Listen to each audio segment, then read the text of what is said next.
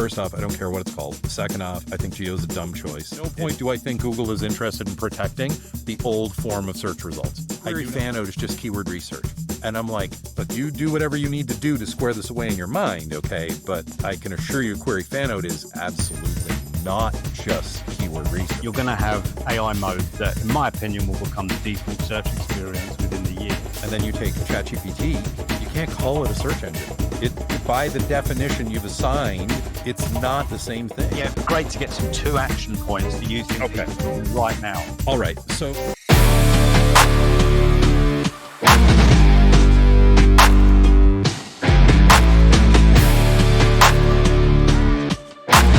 Hello, everyone, and welcome to Franc Talking. It's fantastic to have everyone here. I'm delighted today to be joined by Dwayne Forrester, formerly of Bing and of Yext. Dwayne, it's fantastic to have you on Franc Talking. Thank you for making the time. Andy, if I may be frank, it's great to be here. Thank you. You are the first person to do that, so I'm quite pleased. Morgan Stanley in the week mentioned about P. Frank, but I think they were talking about the Swiss franc, to be honest. But I appreciate you. Yeah. You know what? Never know.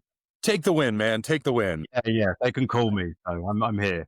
Do you want to give a quick intro just for everyone for your background, your history? Sure. My name is Dwayne Forrester. I've been in the industry now for, well, let's just say well over 25 years, and we'll just stop counting at that point because it gets a little embarrassing. I worked at Microsoft for a decade, built and launched Webmaster Tools, helped launch schema.org. I worked at Yext, was there pre-IPO and for 7 years. I've done some stuff on the agency and consultancy side, helped operate Bruce Clay Inc. for a short period of time. And now I'm operating my own consultancy at unboundanswers.com. So folks want to track me down. I'm all over the internet. It's easy to find me. Just put my name in there and you'll stumble across something that I have recorded, written, or posted somewhere. Yeah, I've been obviously following like your work over the years and the experience you've had at Bing. I'd love to dive into that. And then what was it, around the 2010s, Steve Ballmer as the CEO. Oh, yeah, just missed that mobile revolution, didn't he? But I don't know. I still have a brand new in the box cello wrapped Nokia 1020, the flag phone, the last of the line. I still have that somewhere in my attic in storage, and I should probably dig it out and check the battery. So you're founder of unboundanswers.com.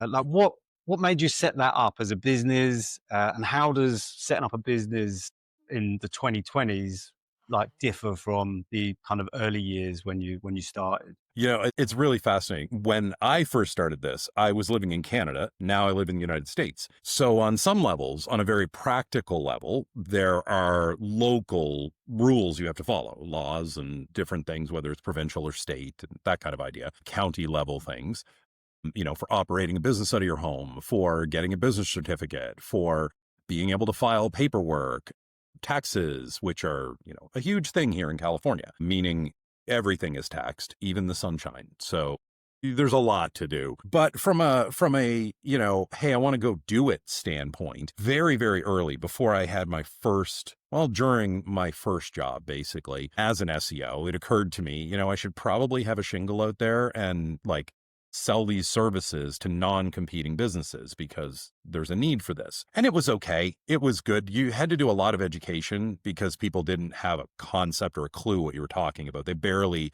had the idea that they had to have a website for their business, let alone how you would market it and what a search engine was, right? Like this literally predates Google. So you didn't have that built in, you want to be found on Google? Like that wasn't a thing. And so we were educating everybody, all of us doing these things. Today, you know, if you just flip open Instagram or TikTok and you type SEO in, you'll have 5,000 people, some of them actually human, telling you the one thing you need to know to be massively successful. It's all, if you'll pardon my French on this, crap. It's not aligned with reality. It's not actually giving you anything that is not already known and beaten to death as a tactic. And my career growth put me in a position to help people from the inside. And And that was something that my company wanted. It was something that aligned well personally with me and who I am. And I kind of followed that everywhere in my career. And you see that on my Substack now. And this is also a part of how I consult.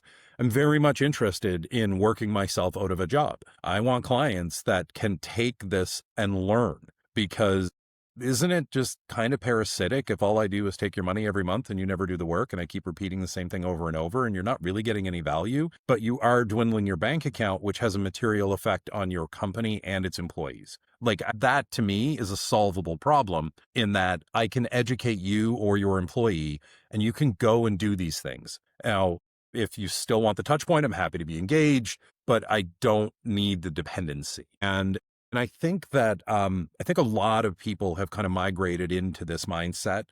Like, a lot of the top consultants kind of operate this way. We used to do less storytelling about the work we did. Then about 2.5 years ago, that changed. And now we have an industry eating itself because it can't determine what to call something or what phrase to use. We have some people misinterpreting words and using them the wrong way. We have people using words from one lexicon in a different lexicon, thinking that when they go to sell to a company that uses the first lexicon, it won't be confusing. Of course it will be. Like, it's just this natural part of being a human and understanding. And along with that, and we touched on this, Andy, when we were prepping, like, there is so much change happening. You can agree or disagree with the tactics and how efficient they are or how effective they are. You don't have to agree with the things I write that they matter. I fully understand companies taking a wait and see attitude, because from the outside, it looks like the industry's eating itself and is clueless and that we're buying into a hype cycle. Or the other view is that machine learning is a very clear discipline that has been underway for decades, like 40, 50 years. And so the concepts that come from that machine learning are very real. And if they're being applied in the information retrieval space now, inevitably they are going to have an effect on a result, whatever that looks like. And then you have the other side of this entire coin, which is ChatGPT, OpenAI walked out of nowhere and said, we all say they walked out of nowhere. They've been working at this for a decade, okay? So it was like a slow burn and then a hockey stick, right? They just ramped right up. But it appears that they came out of nowhere, and all of a sudden, 700 million active weekly users are getting questions answered by ChatGPT. Forget 4 or 5 and all the drama on there and whether it's better or worse. Forget all that, okay? Active users asking questions, getting answers. And that sounds an awful lot like the nut we're trying to crack in digital marketing. How do you be the answer? It's always been the thing we focused on. So look, love it, hate it, support it, don't support it, agree with it, disagree with it, have an opinion, don't have an opinion. You cannot argue the fact that there is change, and that change should be examined. And we will get into SEO, GEO, the debate that we keep seeing online, and really that kind of moves away from what's important to educating clients and in terms of digital marketeers to understand the Agreed. different and then how to measure that. We've got AI search as well, just across the board, and the change in terms of customer behavior. But what I'd love to jump into, just to you take me down memory lane a little bit, like the days of the 2010s when you had the Yahoo Bing or Microsoft merger Mhm. that was around 2008, I think, when Yeah. that was happening. We had um, Google Buzz. I don't know if you remember. It was like its Oh, answer yeah. to Twitter, like Wave. These were where you were looking at things, and it was obviously the rise of social media at the time. And Completely. you were thinking, would Google be able to? And they obviously didn't in terms of capitalize on that. But with your background and when you were at Bing, what was it like being that challenger and trying to break Google's stranglehold of the search engine space? So my recollection is that was never our marching order, right? It was never, topple the giant. It was never tackle the gorilla, eat the elephant. That's not what it was about. It was always about solving, how do you get a better answer faster when someone asks a question? And personally, I can't speak on Microsoft's behalf with this, but I've always held the belief that the rise of MSN search and the rise of Bing from that was more about data than it was about revenue, because it wasn't about oh, look, there's billions of dollars in ad revenue. We want to go take half of that. Like that wasn't the goal, right? The goal was always more market share, always. But that was kind of like a proxy because behind all that market share, and yes, you did go from being in the red to being in the black, and that pleased shareholders and all of that type of thing happened. The reality was that in the background of all of this, you're gathering so much data, so much information, behavioral vector inferences. I mean, we're talking about a time that like modestly predates knowledge graphs, or knowledge graphs were extremely modest in and of themselves at that time. And so it was a lot of cascading algorithmic commands, database to database. You'd run a query. It might take 1 to 3 seconds to get a response back. If you really want to have your mind blown, do some research on how much work goes into a prompt when you ask ChatGPT to get you an answer to your question. Go do the research on how much is happening in the background in the scant half second it takes, or the full second it takes. Your mind will boggle at how many things it's doing in the background in order to get you that information. Search at the time was like a fraction of that to try to get the answer. A lot of it, and we have the benefit of hindsight now, is if we look back from where we're at today, I ask a question, I get a written answer. Maybe there's a link in there, maybe there's not, there's a reference, there's not, whatever. But I, as the person, am satisfied with the answer I got. Let's assume it didn't hallucinate and like send me off on the garden path. But we never truly reached that peak with like core traditional search results. They were always really close. Like we had an answer box in there and it resulted in 0-click searches and that sort of thing was happening. But then we cascaded immediately into this version of, well, let me go to a generative AI system and get an answer to a question. And now my answer looks different, but I don't see a SERP. I don't even see the search engine results page anymore. And back then we relied heavily on the people. We relied heavily on, look, I'm gonna throw the horseshoe and I know I'm pointing in the right direction and I can see the post. Someone tell me how close I am. And that someone is the person who asked the question, because we'd give you a set of results, 10 to a page, and you'd go through and we'd watch the behavior of you clicked on this, you came back, dwell time was short. You clicked on this, you stayed, dwell time was long. Oh, look, you're in this browser. And from that browser, we're able to understand that not only did you stay on that page, but you legitimately like just left your computer on and walked away because you've been on that page for far too long, right? So all of these different cues start coming in and help everyone, like whether you're Google or Bing or Yahoo, help you understand the intent of what the customer meant when they typed what they typed. Because humans are we're really bad at communicating what we actually mean versus what comes out of my mouth is often not what I scripted in my mind. And for a variety of reasons, we're taught societally, you need to clean it up, you need to dumb it down, you need whatever, you apply all these filters to it. And it's really hard, which I think if you fast forward from way back then, this is why people have problems with prompts today. Because back then, and this is to Google's credit, they did something that had never happened in history at this scale. They taught people to throw a word in a box and they would get within 2% of the perfect answer for them pretty much every single time. And that 2% became 1.5, became 1, became 0.5%, became 0.25% as we get closer and closer to the AI timeline, right? So amazing strides in this. Okay.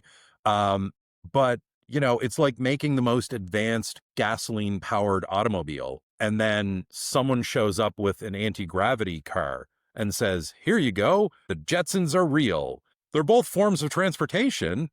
And one obviously led to the other, but there is a bit of a disconnect here, right? There's no hybrid between these two moments, even though they're related. So, back then it was very much about watching pixels and seeing where people eye tracking studies and heat mapping and figuring out exactly where people were putting their time on things and why they were looking at things. And, a lot of psychology into, why a human would look at this versus that. The whole concept of a search results page it was never built for readability. It was built for scannability. And if you don't understand the difference between those two things, there is a discrete difference, and you should look it up, because you will understand why a search results page was built the way it was and why the words showed up the way they did from your query in bold. Like, this is a feedback loop. It's a positive affirmation for your subconscious mind that the words I asked for are present here, here, here, and here. And that guides you to a click, which Google wants as a satisfactory option. Because the worst possible thing was that this page spun up, which cost hard money for Google to materialize the page. Doesn't seem like a lot, but at the scale they're operating at, it's tens of millions of dollars a day. And then nobody clicks on anything. Nobody does anything. They don't click on a result, which is lower customer satisfaction, or they don't click on an ad, which is lower revenue. Like, both of those are net loss to Google. And so you see that evolution, right? And that evolution happened pixels at a time. Like, separate the results 1 pixel higher or lower and see what that does to click rates. And those things are testable in the millions and millions, the hundreds of millions of instances in hours. Just hours. The test is up, it's done, you've got it, and off you go. So you mentioned earlier, Andy, Google Buzz and all these other places that, like, it's kind of a common thing for many of us to say, oh, Google can't get social right. They just don't get it, right? And that must be a reflection on the people. The people don't understand it, right? Dude, if I go into my LinkedIn, I have like 500 contacts at Google, and I can tell you to a person, they do get it. So this is not some corporate cultural monolith thing that forces failure. In fact, I encourage people to look at that and say, how much data do you need from something before you consider the lessons learned, and you're done? Now, after that, if it's a standalone success, great, then it's paying its own bills. If it's not, and you have to pay for it, you may opt to turn it off. Yeah. But I wouldn't call those things not successful. No, and that no, I tell you, it's more the fact that you had 2012 Mark Zuckerberg like having war rooms about the Google Plus that's coming, and how we need to, like, he's very obviously the Roman Empire that he references in I many of the meetings, and to think of this challenge that they feel they fought off with obviously the acquisition of Instagram, and then growing that area. I think it's not a case that they don't get it, but in terms of being first to it, it's obviously that they did fall short with it with Google. I think, like a lot of tech companies, like, at some point you're forced to pivot, and you may not fully expect the pivot when it finds you.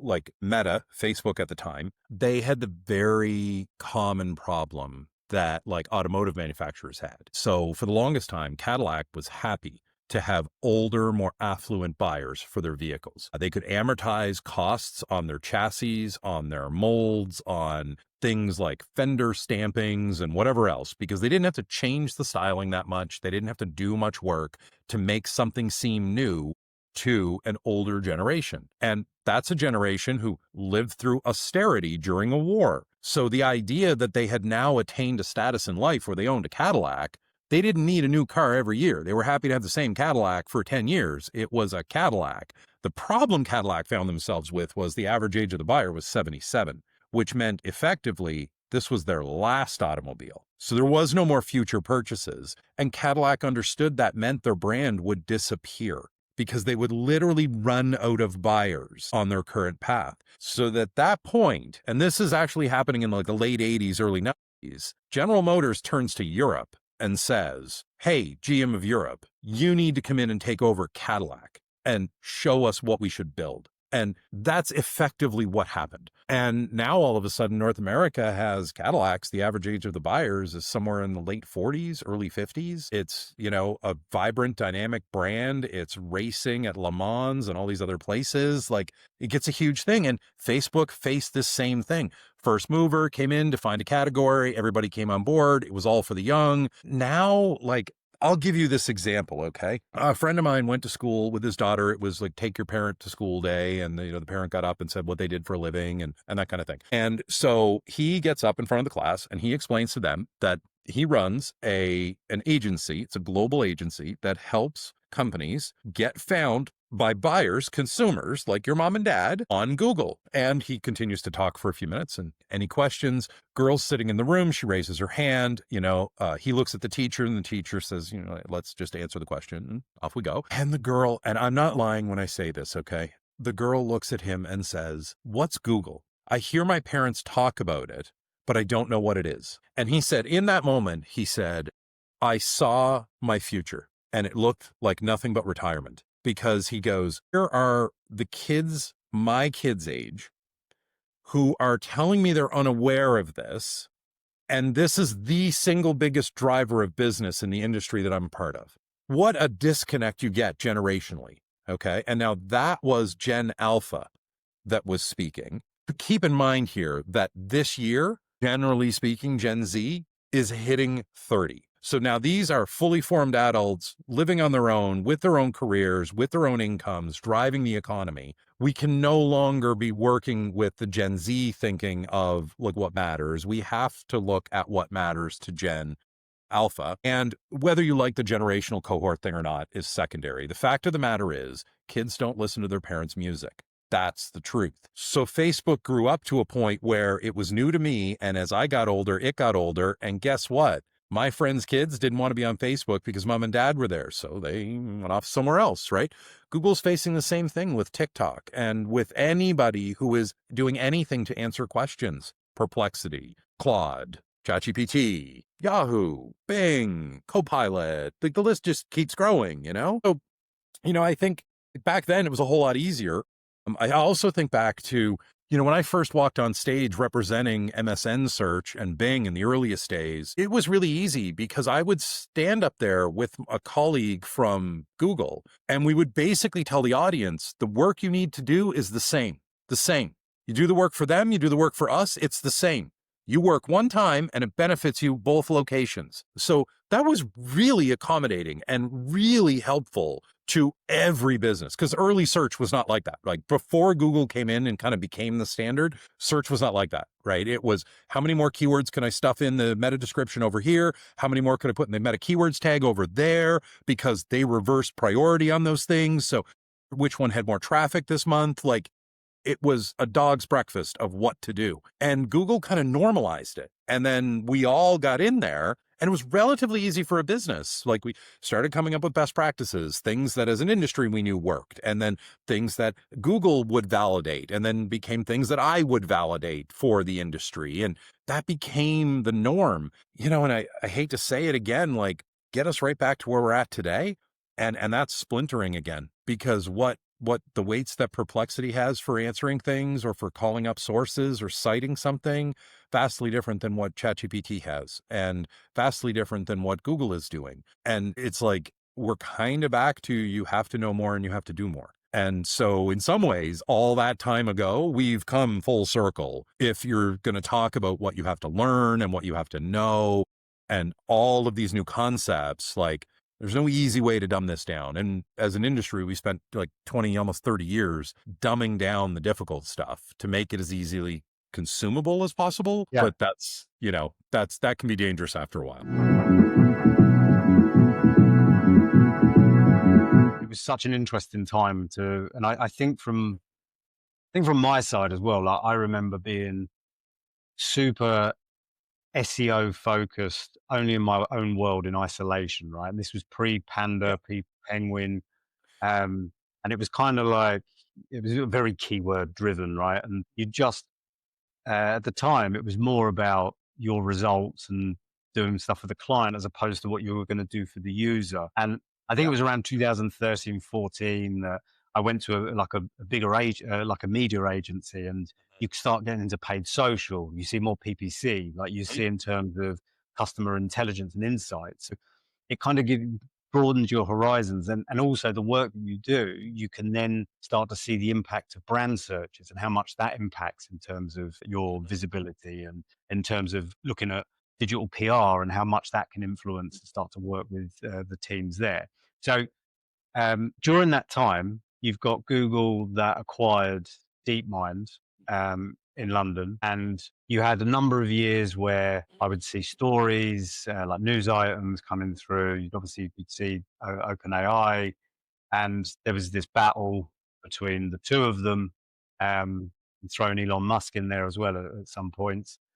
But there was that explosion in Q4 of 2022, and it was kind of like it took the Yeah, world by surprise. But despite like we were talking about previously, right. this is not an overnight success. This has been No, years in the making, decades. and Yeah. yeah, and it did feel like I remember being on a podcast talking about a case study that I'd done for a UK startup, and I Hmm. remember it must have been October 2022. So it was literally just before ChatGPT. And I think it was a question that was asked me, would you ever use AI to do like content or like certain things? And I was like, no, like never. Like it's not going to Right. be anywhere near as good as Right. and then I remember seeing it and I was like, oh my God, this is unbelievable. Now, don't get me wrong. I think certain companies or certain people at companies can be Hmm. like, I've got a P&L. I need to cut costs. This content team I can just get rid of and I can 100%. use this, which is completely Right.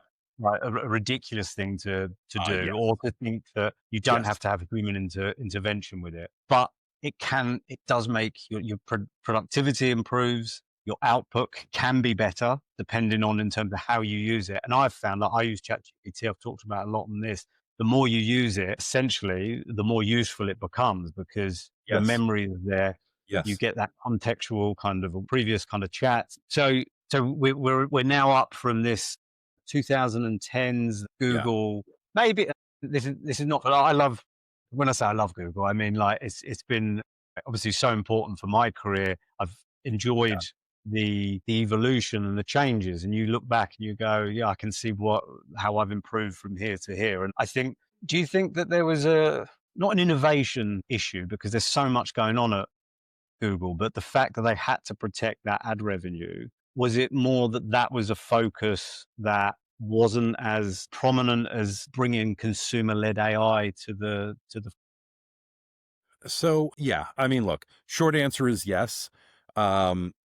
Like if you look at percentage of revenue for companies and you look at the percentage of revenue that Bing advertising represents for Microsoft, and you look at the percentage revenue that advertising represents for Alphabet, there's a really big gap between those percentages. And one of those companies definitely needs to protect that. I would suggest that both companies are working hard to protect it because you're not going to walk away from revenue if you don't need to. But there is no question at all. You have to figure out how you bridge that gap because, look, I want to rewind slightly here as I go through this answer. I'm going to come back to this, right? Because you brought up something. And I think it's really important for people to kind of wrap their head around this, right? We're all still living in a time where we're all thinking that ChatGPT came out of nowhere and that like, it's like, oh my God. And we're all kind of waiting for like the other shoe to drop. I want everyone to envision that you are Sam Altman, okay? 10 years ago, you're this geeky guy wandering around talking about this science fiction sounding stuff that you're going to bring to market that is going to change humanity on a scale that rivals Star Trek and Star Wars. You're that guy walking around having those conversations. And in the last 5 minutes of the decade, you suddenly find success and everyone agrees with you. That's what we're looking at here, right? Like, so the people need to understand this kind of like scope and scale, right? And Yeah, no, I totally agree. Like, how much do you think his experience at Y Combinator played a part in his development and his understanding of what he wanted to build as well? I would say a great deal because I was loosely attached to a Microsoft version of that for a couple of years. And I know what those programs are designed to do. And if you are a founder and you give yourself over to the program, first off, you have to be somehow on your own enough to be selected. But when you reach that hurdle, you are enough and you are selected.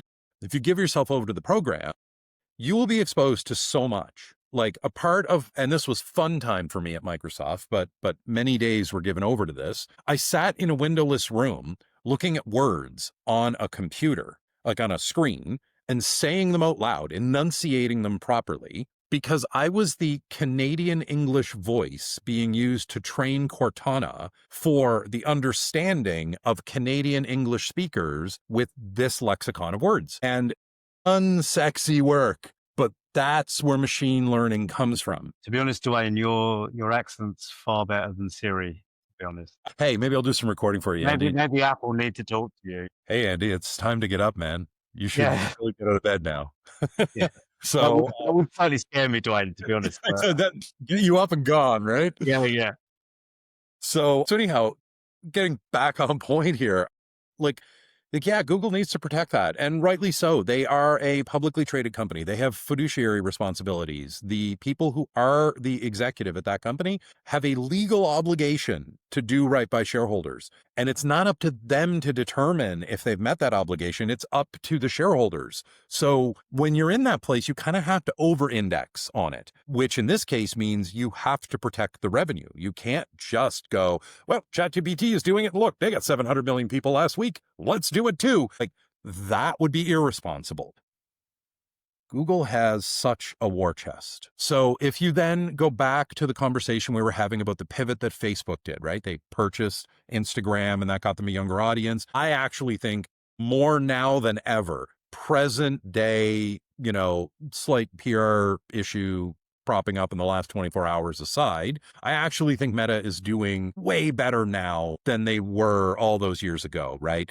They have excellent people in place. The people that are there, I know some of the C-suite. They are some of the smartest and best people you would ever want solving problems. And I think that they really, again, they have a war chest. They are able to afford to make a mistake and redirect and figure out what the right direction is. Microsoft's got that. Google's got that. Amazon's got that. But who doesn't have it are a lot of the smaller because they're not there yet. And Google with DeepMind and the things they're working on, it's a little bit different. I don't think that Google feels necessarily the heat to, I think that with the change between ChatGPT 4.0 and ChatGPT 5, OpenAI was feeling the heat to really deliver something. And they delivered something, but probably not what we all had hoped it was going to be.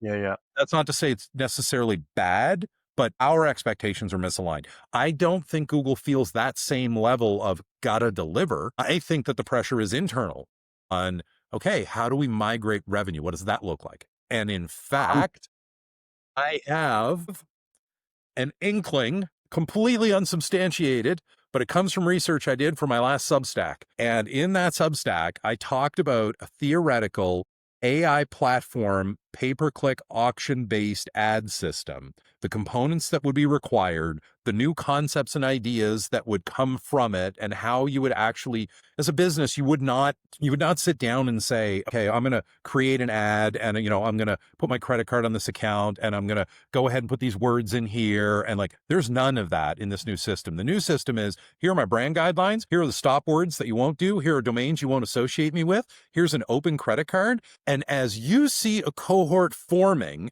if you think any of my entities can match that vector, you bring me back in an on-the-fly created ad that perfectly positions me to that person based on their prompt in that moment.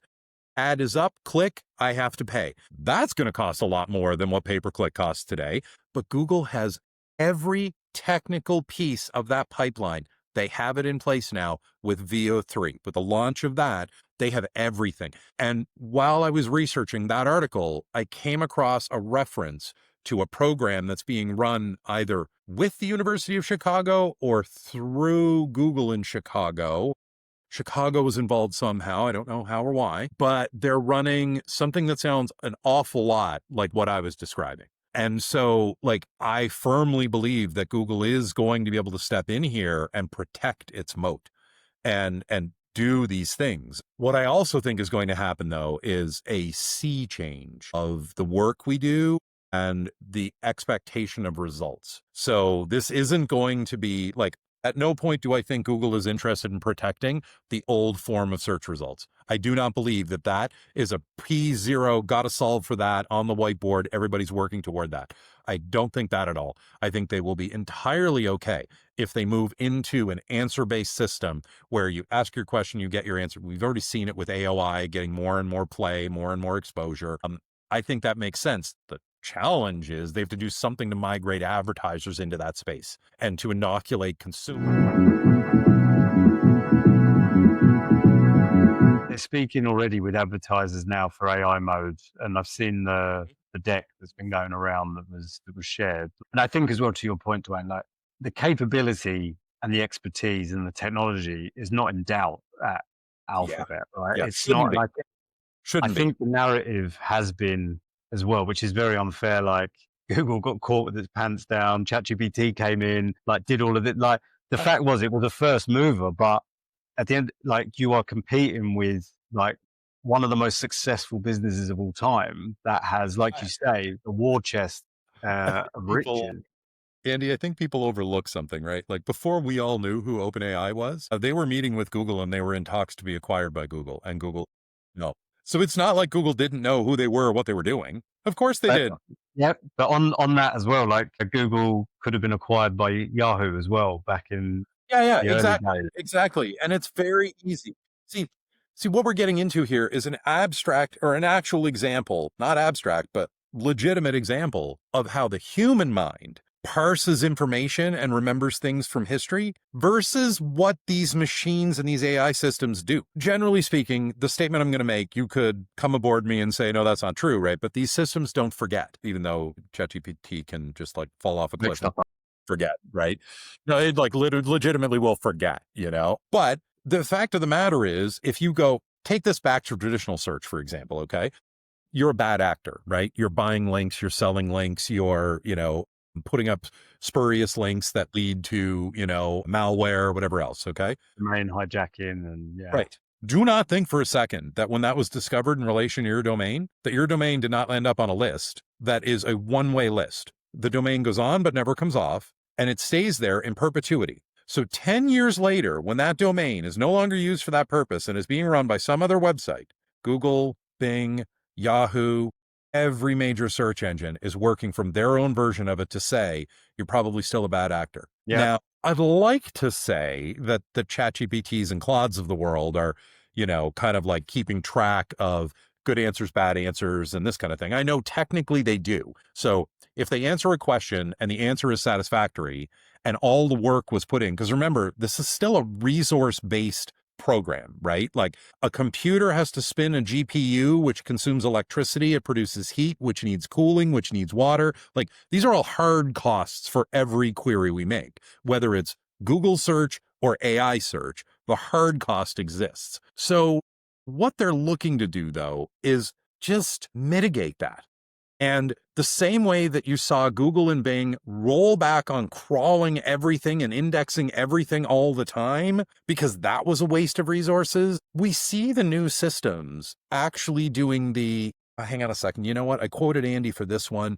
And if I do query fan out, that question's only 3 degrees separated. I'm going to quote Andy again because it's close enough to an answer. And there you go. Andy got quoted twice. Oh, look, another question. Andy's another one. He's trustworthy 3 times. This is how humans build memories in our mind. We repeat things and it layers a protein around a synapse. And the thicker the protein, the more likely that will become a long-term memory. That's how these systems are also operating in their own way, because they are based on neural networks. So they are trying to do this thing. If Andy is trustworthy, then Andy will remain trustworthy until Andy is no longer trustworthy. And Andy will be quoted in anything that's resembling that over and over again until someone else's trust score gets a little bit higher. And this is happening all the time in the background with every single prompt. I don't think people fully get the level of not just effort, but for the lack of a more elegant way to describe it, the amount of thinking that goes into the answer you're going to get. And that thinking includes everything from the hardware spinning to, it making a decision based on 5 places past the decimal that you trust Andy more than Dwayne. But empirically, Andy scores higher. So quote Andy, like there it is, Yeah. or that it's looking at me because it's me using my interface with the projects I have used. And here are some pro tips for people: break out things in projects, keep them in the project, don't cross-pollinate, upload documents, give it clear directions, tell it to follow rules and embed them. Be careful what you put into memory, because what you put into memory is global. So something you may want to restrict in one project, you may want unrestricted in another, and that will screw up how it answers. Routinely go in and clean crap out of your memory, because you have a finite amount of memory and it will fill up. And then you're like, oh, geez, wait, I need more in there. And you can't just buy more. But like all of these things are, it will take these things into account, and it may say, wait, no, Dwayne wants Dwayne, not Andy, because Dwayne likes Dwayne. And so the score that Andy outpaces me on will actually be looked over in favor of the more personalization that's happening. Although it's not personalization the way we were taught to think of personalization.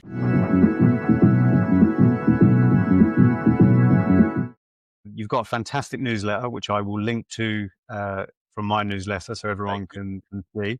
Some great insights in terms of some of the AI tools that are out there, and in terms of some comparisons. We've got SEO training and how it needs to evolve as well. So again, I'll put all of these. I'll put all of these there. But given that we've got SEOs, we've got marketeers that are watching this and reading the newsletter. Mhm. What kind of 2 really clear actions can people do today to get ready for what is coming? Now, we'll talk as well about maybe the hype around AI search versus like the reality of delivering on things now. And SEOs have issues with like the increase in AIOs since March and then May. And then now we're seeing in Right. some categories like more than 50-60% from the stuff that I'm looking at.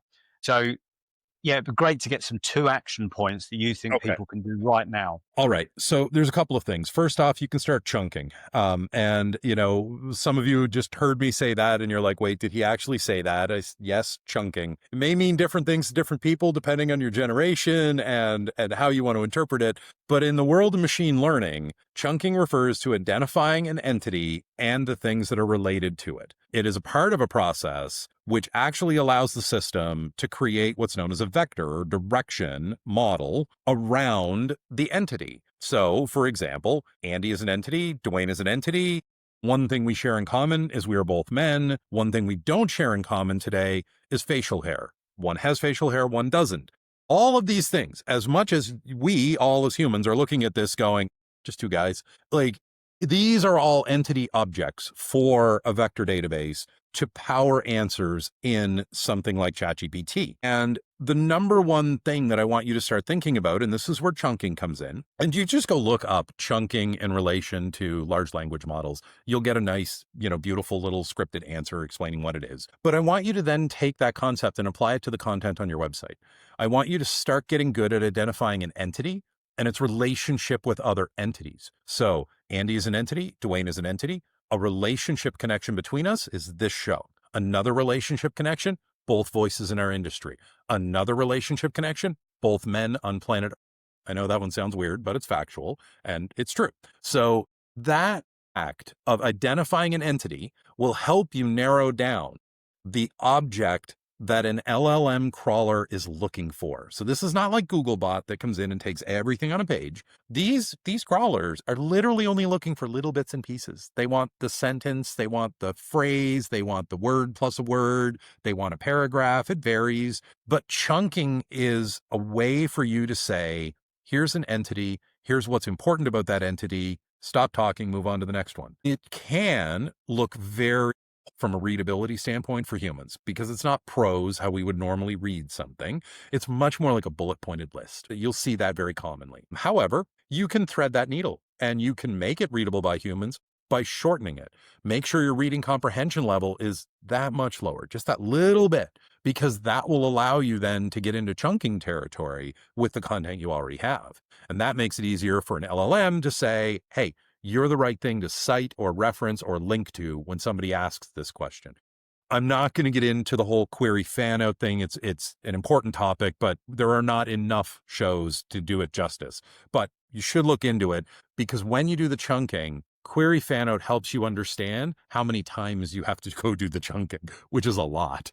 So that's number one. Number two, I want you to create a matrix. Okay. I want you to just a spreadsheet. All right. And the spreadsheet's it's going to be really very straightforward and very simple. What you're going to do is across the top, you're going to have Google Gemini, you're going to have Microsoft Copilot, Bing, you're going to have ChatGPT, you're going to have Claude, you're going to have, I don't know, maybe Comet Browser, maybe one or two other locations that you would want to go do a search. Because this exercise is about you putting prompts into places and tracking the results of those. So you have to create a list of prompts that are related to your business, product, or service that matter the most to you. However many you want to do is fine. You can do 3, you can do 300. It's entirely up to you. It's your spreadsheet and your time, so choose wisely. And on the left-hand side, you're going to list all of these queries. And what you're going to do is you're going to go in, and for every one of those locations, you're going to note whether you were cited, whether you were cited, whether you were cited, whether you were linked to, or whether you were cited and linked to, or you were nowhere to be found. Now, a citation can include, it uses a phrase that is unique to your website and only your website. So it's quoting you without giving you credit. That's a citation. So don't worry about it. Don't think about the credit. You are getting cited. That exercise, creating that spreadsheet and going through all of those locations and tracking those 4 instances, you can then create a scoring matrix that you can track on a weekly, monthly basis to see if you're improving in the results in the LLM answer. That is a really important exercise for people to do. One other thing that I'm going to throw in here as well, you kind of, Andy, you leaned in a little bit when you started talking about, jobs and skill sets and training. I'm going to encourage everyone, if you are hiring people today to do marketing work, immediately look at their job descriptions and start changing that job description today so that they are included inside that job description are included AI related skills. They have to have these skills. And this is incredibly important. And here's why. I imagine that if you are hiring someone today, it is your belief, your hope, your goal that that employee is a long-term employee. Obviously, if it's a short-term role, this doesn't apply. But if you're hiring a full-time employee, you want somebody who will be with you long-term. And what you need are people who understand the basics today so that 2 years from now, as this continues to grow, they have continued to grow with it. Because if you don't have those skills starting today, then you as a company better have a way to train those people over the next couple of years, which is more cost and more money to you, more time from you. So I highly encourage people, take your marketing jobs and look very carefully at the actual job descriptions and start putting in the requirement for skills. Can just be the nice to haves, but that's fine, but very important. Like with chunking, immediately I think when I first heard the phrase, I thought of Chunk from the Goonies and the Truffle Right. Shuffle. Exactly. The other chunking. Yep. With entities, how important is it to have like topical authority across that domain and build out that entity that way? Or is that more in isolation on a specific passage on a page? So, look, there's no direct answer on this, okay? We're still trying to figure out a lot. And it would be, I think, folly to suggest that these systems, regardless of the memory that we see in action, I believe these systems have their own memory. And I believe it's very good. Like we talked about earlier, search engines don't forget. Like, I think that these generative AI systems don't forget from their training material. So, in traditional search, the idea of topical authority was a big deal and it mattered, right? Your company could really be an expert across this topic and all of its subtopics, and you were the one that was known for it, and there you go. Currently, the way that we're watching LLMs function is on a much more pinpoint grab and go scenario. So, do they care that you are a topical expert? Sure, but only in as much as that gives you a level of trust where they will engage, not to a level that they think that entitles you to be the answer. So and this may be an unpopular opinion with a lot of folks, because historically you were able to leverage your good name, your reputation, all of these things. Um, one of the most recent, I think it might have been last week, Substack that I wrote, talked about universal verifiers. And the concept behind a universal verifier is colloquially, You can think of it as an LLM fact-checking an LLM, which might sound like some kind of, dystopian horrorscape because, well, lies beget lies, and here we go, right? But it's very different than that. It is worth diving in and understanding it. Because as these verifiers, as this layer becomes more prominent, because it is very much not even in beta yet, it is like alpha at this stage. But in the next 18 months or so, it's going to go from beta to production. And when it does, we will see a big decrease in hallucinations, a big increase in factuality. And that's where I think this idea of trust on topic and topic authority starts to play more of a role again. Because now you've got a layer that's charged with specific fact checking. Some of those facts might be certifications, it might be awards, it might be association affiliations, and so on. Things that, like, as humans, we don't really care that much about. Oh, Andy told me these are good people. Okay, great. There you go. I don't really care that they're ISO 9005 certified or whatever. Like, that doesn't matter to me. It matters a great deal to the LLM because that means somebody did something and they got a certification. And that basically says a layer of trust and off you go. So I do believe that we get back there. I think right now we're living in a much more point-to-point world, right? It's like you've got a digital octopus that just randomly reaches out with a tentacle and goes, oh, I want that fact here, I want this fact here, I want that relationship here, and this one over here. I'm going to put these together because that forms the answer. And there you go. So I do believe that, right now, playing less of a role in the LLM-based answers that we're seeing, but I say long term, but really it's about 18 months away. It's not really that long term. Yeah, it's going to be something that still matters. So the work you've done previously will still be valuable to you. You shouldn't just suddenly spin off and become an expert in random things that are unrelated, because that's not really going to get you what you need.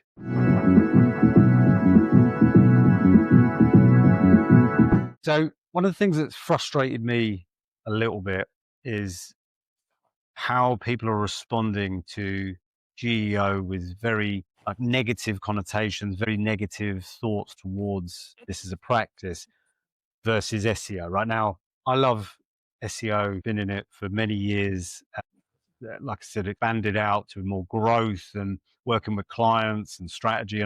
But fundamentally, there's loads of important things in terms of crawling a site, the content you produce, how you integrate across the business to build an authority out. You've got not building a Wikipedia page, but the importance of having something like this. You've got the structured data, the organization. So there's all of these things that have come in over the years for me that I've loved to do and to see growth. It is changing. It's not the same.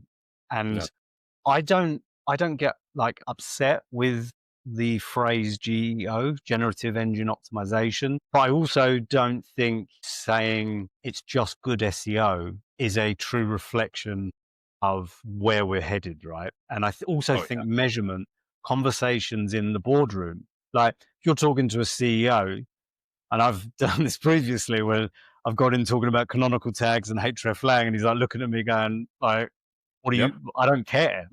And Different the language. fact is, if you go, oh no, but visibility is great. Yeah, but clicks are down. Right. How are you going to answer that? And what are you going to do? Are you going to work with the sales team? Are you going to work if you're B2B, or are you going to work in terms of your onboarding for, if you're like a pure play kind of brand? Like, can you answer those questions in those situations? Anyway, sorry, I just want to get your thoughts though on this SEO-GEO conflict. And shouldn't we be more interested in other more important things? Yeah. Okay. A lot to unpack here. So I'm going to bullet point this stuff, Andy. First off, I don't care what it's called. Second off, I think GEO is a dumb choice. If you actually go look it up, even just like surface level research, you'll find out that GEO as an acronym is used like 180 different ways. And the likelihood of you going into a company to try to sell your GEO services and someone in their company understands that phrase to mean something different is very high. And therefore, you will have confusion. Why we would centralize on a phrase that would lead to more confusion for more people, stunning to me. But yet, we have a history of this across our industry, so unsurprising to me. I do believe that there is a marked difference between what we were doing as SEOs and what we will be doing as SEOs. In fact, so much so to the point where I actually question if what is developing by way of providing answers to us should even be called or referred to as a search engine in the future. Yeah, so just on that, like it is information discovery, isn't it? It's not we're not a search engine anymore. How do you Well, discover information your retrieval, information? but And I just fundamentally believe that the change is so vast. If you take search results as being a search engine, and then you take ChatGPT, you can't call it a search engine. It by the definition you've assigned, it's not the same thing. And therefore, but again, now we're just going on the path of what are we calling things? And I don't care. Here's what I do care about. What I care about is you've got a lot of executives who don't understand AI, whether that's through willful ignorance or just positioning and the natural day to day as it happens. It doesn't really matter. The fact of the matter is they are not as close to it. They don't understand it. They don't see the impact. You have marketers who are fearful for their jobs, who are looking at this. Is this helping me? Is this hurting me? You do have people who are looking at P&Ls who are saying, if I can get half that work done by a machine, if I use two machines, that means I save benefits, I save salaries, I save like all of these costs to the company, and taken in isolation, when you make those decisions, they can lead kind of down dark alleys. But when you pull it all together, you understand that companies are facing something that has never happened before. Prior to this, you had to have new marketing language. So you're talking about Ahref or Langs and all these things. And people are like, I don't understand your language. A lot more people today understand that language than when SEO began, 30 years ago. Now we're talking about chunking. This is our Sam Altman moment from a decade ago when he was running around telling everybody like, oh, I have this idea, AGI, here we go. And everyone was like, that kid's crazy. I don't know. He may be, but he's made progress with that craziness. And we're sitting here looking at this going, well, hold on a second, because if SEO was based on information retrieval, and what we're doing now is based on information retrieval, and what we're doing now has different processes, different science behind it, maybe, then you cannot say it's just another version of, because by doing that, what you're attempting to do is deflate the difference. And at that moment, I have to start asking, why is that your response? Is it because you're burnt out? Is it because you don't want to learn? Is it because you refuse to learn? Is it because you can't understand? Is it because you're overloaded? I don't know what it is, but humans respond because of a stimulus. So when you tell me that, it's just the same, it's just a fancy name, or you try to dumb it down, I have stopped trying to dumb down anything to do with optimizing for generative AI because it is complex. It is complex. You can't just say, oh, this equals that. Query fan, somebody a few weeks ago told me, query fan out is just keyword research. And I'm like, look, you do whatever you need to do to square this away in your mind, okay? But I can assure you query fan out is absolutely not just keyword research. Keyword research wishes it could be query fan out. Like, that's like comparing a 5-year-old to a 30-year-old. It's not the yeah, same. I think you made a really good point with like that narrative though as well, because you get people, CEOs, CMOs that will read stuff in the press. They will look and, like I said, oh, this will make me look better. That I can save this cost, and like really not forward thinking at all. It's just more about the here and now and what can I do. But I do think traditional SEOs do have that responsibility to educate and to say, look, customer behavior is shifting, right? You're going to have AI mode that, in my opinion, will become the default search experience within the year. And Mhm. you will then have people that are using ChatGPT. You've got Complexities, Comet browser. You've got all of Mhm. these things where you're going to find information discovery changing from the 90% Yeah. search engine experience we had with Google for like 2 decades, right? I do feel that the focus on what it's called is just kind of moving away from the fact there is change, right? If it's AI search, Right. whatever, that's what the focus should be on. And Yeah. I think maybe as well, because you have a number of new players that might be trying to introduce terms for their own advantage. Oh, So absolutely. whether it's GEO, whether it's Yes. AEO. And I think to your point, like I've said before in a couple of newsletters and stuff, SEO is quite like outdated search engine optimization. And I remember going to a business and I was head of organic performance, right? And like I said, who cares? You're doing the same thing, but Right. you'd sometimes have this like negative association from people that don't know and they think, oh, it's just Oh, yeah. keywords you do, isn't it? Like UX isn't important. Yeah.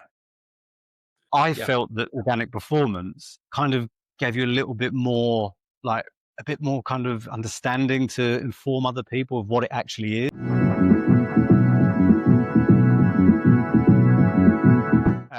What is the most overrated SEO tactic in 2025? Content. I just look, and it's a double-edged sword, right? Like, content is the basis for the answer, but the concept of producing a long-form piece of content, 500-700 words, that's what you need to do. That focus is so off point today, and it's useful if it is used by people, but the machines aren't looking for it. So what's the one AI tool that you use every day? ChatGPT.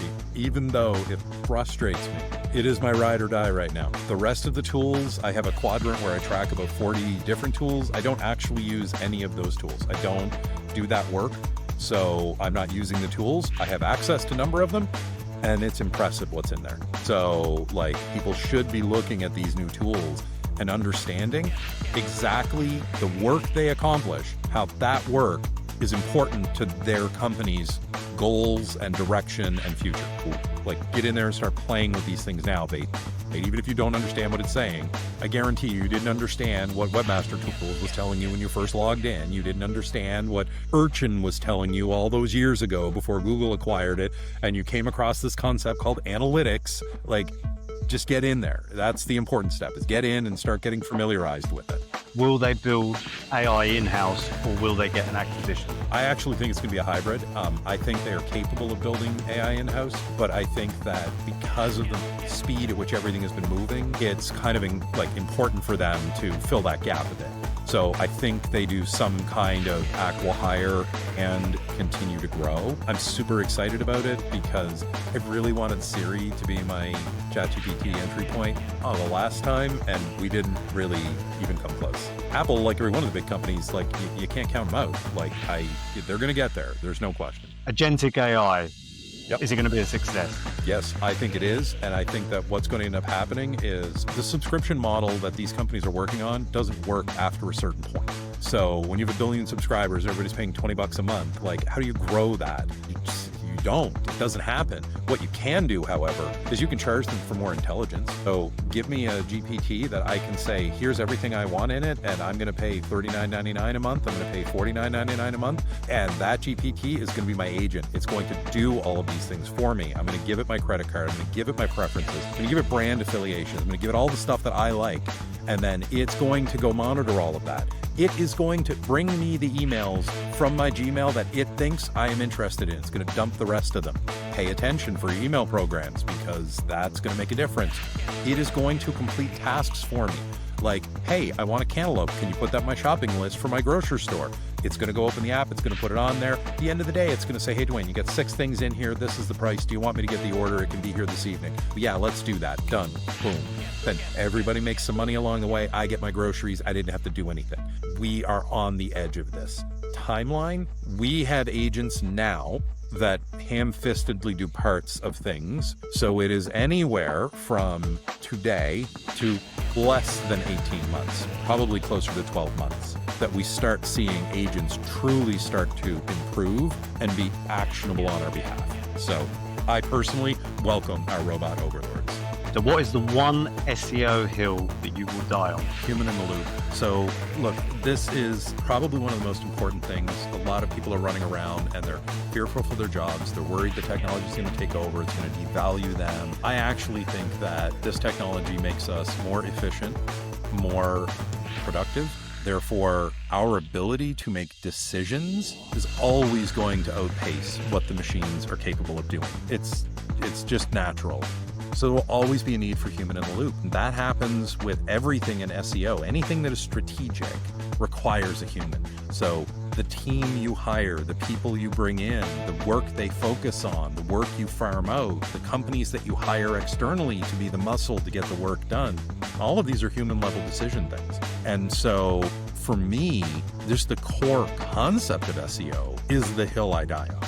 The concept of people knowing the technology and knowing how to get the most out of it for a specific benefit, that's the hill I will die on. And we are there. That's what this industry has in great depth, is that knowledge. But Dwayne, thank you so much for joining me today. It was a brilliant chat. It was great going down memory lane. It was so interesting learning about your experience and the work you're doing with your clients and what you're kind of bringing to the field of organic performance. I'd love to have you back on in 6 months to see if the robots have taken over, if you manage to replace Siri with your voiceover, and yeah, we'll see where we are then. But I really appreciate your time, and yeah, I'll speak to you soon. Awesome. Andy, thank you very much for having me on the show. It's great. And I would love to come back and see where we're at in 6 months.